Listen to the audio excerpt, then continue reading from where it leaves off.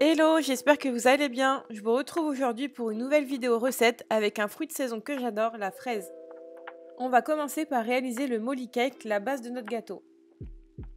Pour cela, on aura besoin de 225 g de farine, 225 g de beurre, 225 g de crème liquide, un sachet de sucre vanillé, 11 g de levure chimique, 225 g de sucre et 4 œufs.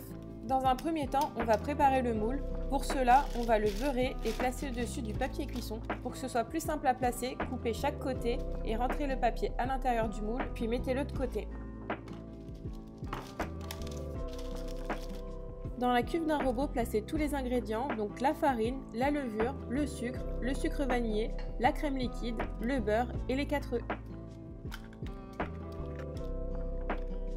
Puis mélangez le tout avec la feuille du robot sans trop travailler la pâte.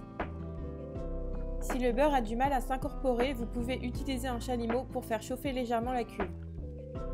Versez la pâte dans le moule préparé en amont et faire cuire 40 minutes à 180 degrés. Laissez refroidir le gâteau puis démouler sur une grille. On retourne le gâteau pour le placer sur la face supérieure pour pouvoir retirer le papier cuisson et pour qu'il soit lisse au-dessus. On va pouvoir le couper en deux.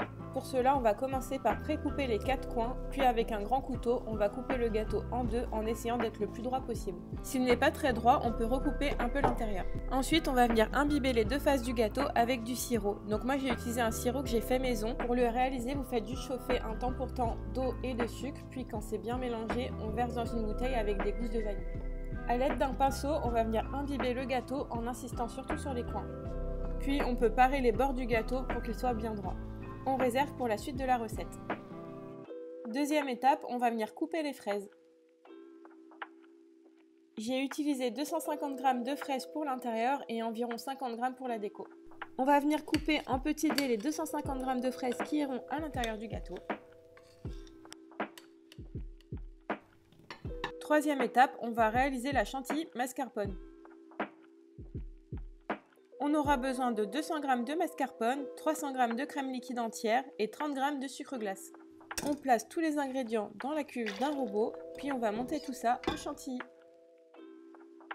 La crème doit être bien ferme pour qu'elle tienne bien ensuite sur le gâteau.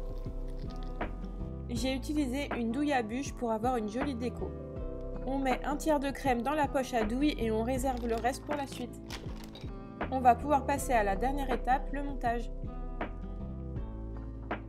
Dans un premier temps, on va mettre une couche de crème sur la partie basse du gâteau en étalant de façon égale avec une spatule. Puis à l'aide de la poche à douille, j'ai déposé tout autour un trait de crème pour bloquer les fraises. Ensuite, j'ai déposé les fraises au-dessus de façon généreuse pour bien garnir le gâteau. À nouveau, faites une couche bien égale. On recouvre ensuite avec de la crème en essayant toujours d'avoir un rendu droit avec la spatule.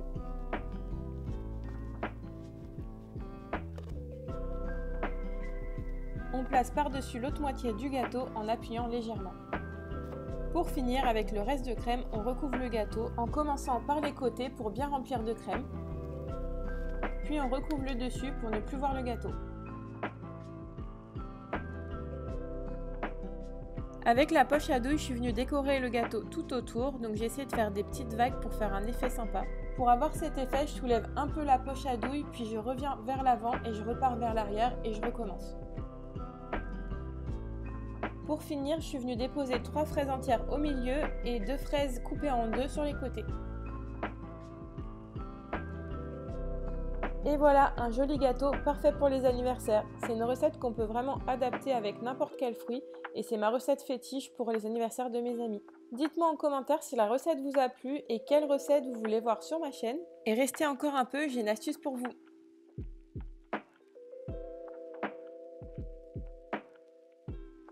C'est toujours la galère pour conserver un gâteau et encore plus de le transporter. Pour cela, j'ai découvert une astuce il n'y a pas longtemps, donc c'est d'utiliser vos boîtes de conservation à l'envers. C'est tout simple, il vous suffit de déposer votre gâteau sur le couvercle à l'envers, puis de refermer avec la boîte. C'est hyper pratique parce que du coup ça prend pas les odeurs du frigo et toutes mes boîtes viennent de chez Ikea. J'espère que la vidéo vous a plu, si c'est le cas n'hésitez pas à la liker et à vous abonner et moi je vous retrouve mercredi prochain à 18 h. Salut!